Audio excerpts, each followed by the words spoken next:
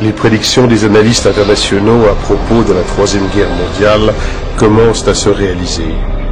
Les nations entrent à nouveau dans une série de conflits plongeant l'humanité dans le chaos et le désastre.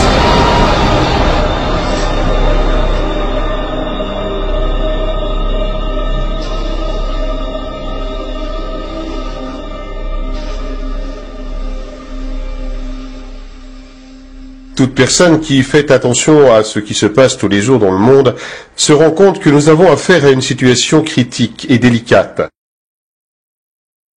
Une crise économique qui, depuis 2008, est en train de faire sombrer l'économie et d'appauvrir les pays en voie de développement. L'apparition de conflits dans le monde qui font face aux grandes puissances sont les principaux sujets non seulement pour les politologues et les analystes économiques, mais également pour les citoyens d'inquiétude dans laquelle nous nous trouvons quant à un déclenchement d'un nouveau conflit mondial.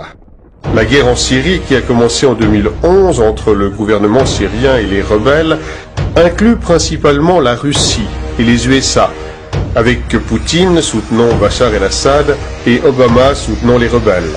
La Russie n'est pas prête à laisser les États-Unis et ses alliés envahir la Syrie, parce que la Syrie est un allié important de la Russie. En effet, la Russie a une base navale dans la ville syrienne de Tartous. C'est pourquoi la Syrie est stratégiquement importante pour la Russie dans le Moyen-Orient. La Syrie n'est pas la seule à être supportée par la Russie. La Chine et l'Iran sont d'autres alliés de Bachar el-Assad qui ne sont pas prêts non plus à voir l'Occident envahir la Syrie. La Russie a fourni durant longtemps du matériel à l'armée syrienne et envoyé des navires de guerre dans la région, ajoutant encore récemment un soutien aérien aux forces de Bachar el-Assad avec l'envoi de troupes par l'Iran. En face, les États-Unis avec ses alliés ont bombardé le territoire syrien et ont soutenu les ennemis rebelles d'Al-Assad. Par conséquent, un affrontement direct entre ces puissances ou une invasion par la Maison-Blanche et de ses alliés en Syrie serait considéré comme une aggravation majeure du conflit, poussant alors les grandes nations à entrer dans une bataille au risque de provoquer le déclenchement d'une guerre à grande échelle. Quelque chose de semblable est en train de se dérouler dans le conflit qui a lieu en Ukraine. Un conflit qui a commencé en 2014 par l'annexion de territoires ukrainiens par la Russie et la confrontation consécutive entre les forces du gouvernement ukrainien et les rebelles pro-russes. Depuis, selon des sources fiables, une course s'est établie entre les Russes envoyant des troupes, des chars et des armes aux pro-russes séparatistes et l'Union européenne, l'OTAN et les États-Unis qui ont fait la même chose avec le gouvernement ukrainien. Un conflit qui touche principalement les États-Unis et la Russie, aussi bien que l'Union européenne et l'OTAN. Bien qu'il n'y ait pas encore de guerre en vue, les tensions se sont intensifiées entre les deux Corées depuis 2013, menant à une rupture de l'armistice de 1953 qui faisait état d'un pacte de non-agression entre les deux pays. Le régime nord-coréen de Kim Jong-un a décidé de mener plusieurs essais nucléaires. Ceci non seulement comme une démonstration de force, mais également comme une réponse aux sanctions économiques de l'ONU à ce pays, ainsi qu'aux manœuvres des forces américaines et sud-coréennes dans les eaux proches de la Corée du Nord. La reprise d'un conflit entre la Corée du Nord et la Corée du Sud, avec la participation des États-Unis à l'appui de ce dernier, verra probablement l'implication de la Russie dans cette guerre et surtout de la Chine, qui soutiendront tous deux le régime nord-coréen. We know year by year what's going to happen, and they know we know. It's only you that they tell these fables and you buy it and spread it to the citizens of your countries. Your people do not feel a sense of the impending danger. This is what worries me. How do you not understand that the world is being pulled in an irreversible direction? That is the problem. But they pretend like nothing's going on. I don't even know how to get through to you people.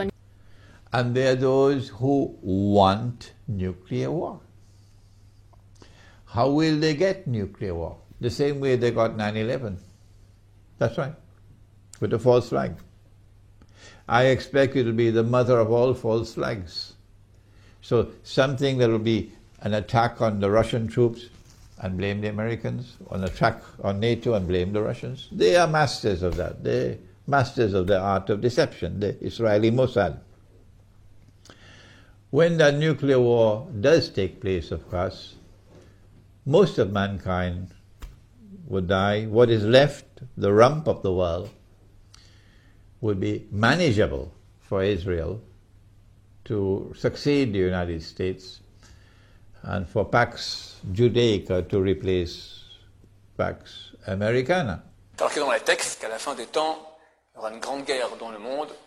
On n'est pas prophète ni fils de prophète. C'est vrai que tout le monde sent un peu que c'est pour bientôt. On ne sait pas quand ça se passera. C'est marqué très clairement qu'il y aura une grande guerre entre l'Occident et l'Orient. Alors je rajouterai même un petit truc que j'ai pas... C'est marqué dans les écrits de Rabbi Yoshua Eshel Meapta qu'à la fin des temps, les peuples voudront faire la guerre entre eux.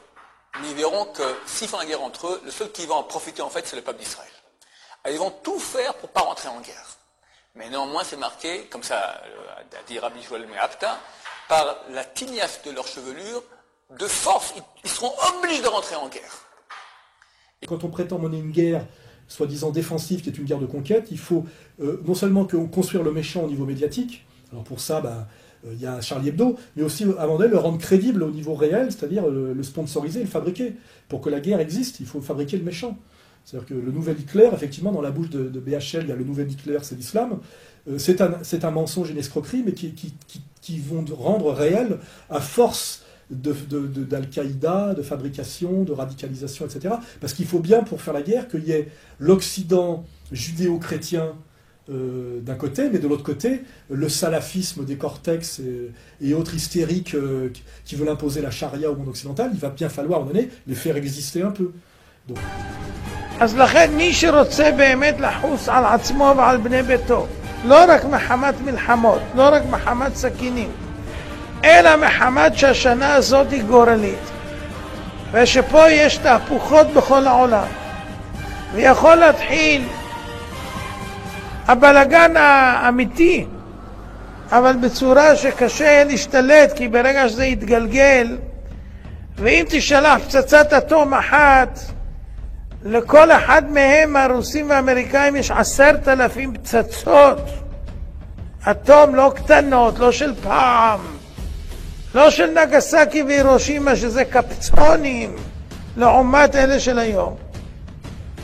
ויש פצצות חכמות, אלקטרומגנטיות, ויש מימן, ויש כל מיני מרעין בישין, יש כימי ויש ביולוגי, מה אין?